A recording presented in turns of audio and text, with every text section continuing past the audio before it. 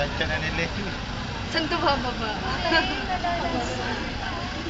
Sa Quezon Hall.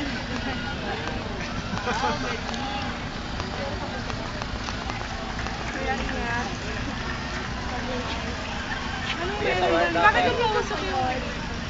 Pwede naman naman ito. Once again, we'd like to welcome our guest of honor, Undersecretary Ernesto Haralina. Ay, hindi.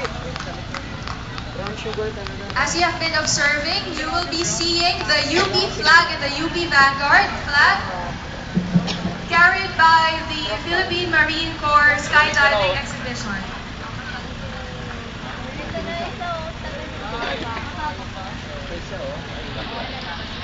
Shit.